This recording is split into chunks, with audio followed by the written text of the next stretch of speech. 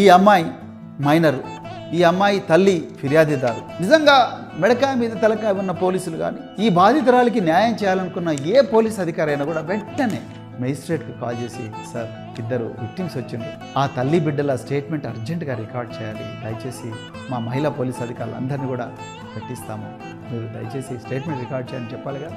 ఇప్పటి వరకు ఆ తల్లి చెప్తుంది, నా దగ్గరికి ఏ పోలీస్ ఆఫీసర్ కూడా అప్రోచ్ అవ్వలేదు, వీళ్ళ స్టేట్మెంట్ రికార్డ్ చేస్తామని అని అంటున్నారు. ఏంటి డీజీపీ గారు, మరి ఇదేనా మీరు కొత్తగా వచ్చారు, మీరు కొత్తగా వస్తే పోలీసింగ్ కొత్తగా మారుతుంది అనుకున్నాం, మరి ఎందుకు డీజీపీ గారు ఆ తల్లి దగ్గరికి, డీజీ ర్యాంకులో ఉన్నారు ఆఫీసర్లు, ఇప్పుడు మహిళా అధికారులు మంచి రెప్యుటేషన్ ఉన్న అధికారులు ఉన్నారు. డీజీపీ ర్యాంకులో ఈ రాష్ట్రంలో ఎంతోమంది మహిళా అధికారులు సీనియర్ పోలీస్ ఆఫీసర్లు ఉన్నారు.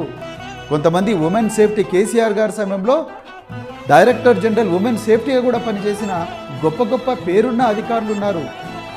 దయచేసి వాళ్ళ అందరినీ కలిపి ఒక సిట్ వేయండి కదా, సిట్ వేసి అర్జెంటుగా వాళ్ళను ఆ బాధితురాలు ఇంటికి పంపించండి కదా డీజీపీ గారు. ఎందుకు పంపించడం లేదు, ఎందుకంటే రేవంత్ రెడ్డి బండి సంజయ్ని కాపాడాలనుకుంటున్నాడు.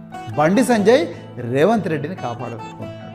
రేవంత్ రెడ్డి చేసే కుంభకోణాలన్నీ సిబిఐ ఈడీలు రాకుండా బండి సంజయ్ కాపాడుతూ ఉన్నాడు, కిషన్ రెడ్డి కాపాడుతూ ఉన్నాడు.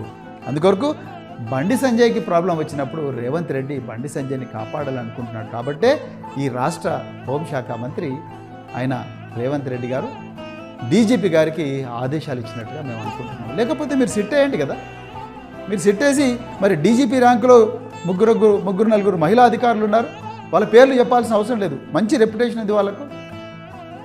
అదేవిధంగా మీకు ఒక కమిషనర్ పోలీసు కూడా మహిళనే ఉన్నారు, వాళ్ళందరినీ పంపించి ఒక సిట్ వేసి అర్జెంటుగా అమ్మాయి దగ్గర పంపించి మీరేమైనా చేయండి, నిందితుడు జైలుకు పోవాలంటే ఒక్క నిమిషం ఆనంద్ గారు, ఒక్కటే నిమిషం, మనందరం కూడా అదే డిపార్ట్మెంట్లో పనిచేస్తున్నాం, ఒక్కటే నిమిషం నిజంగా మీరు తలుచుకుంటే 2 నిమిషాల్లో ఆ పిల్లగాడు అజ్ఞాతం నుంచి బయటకు వస్తాడు.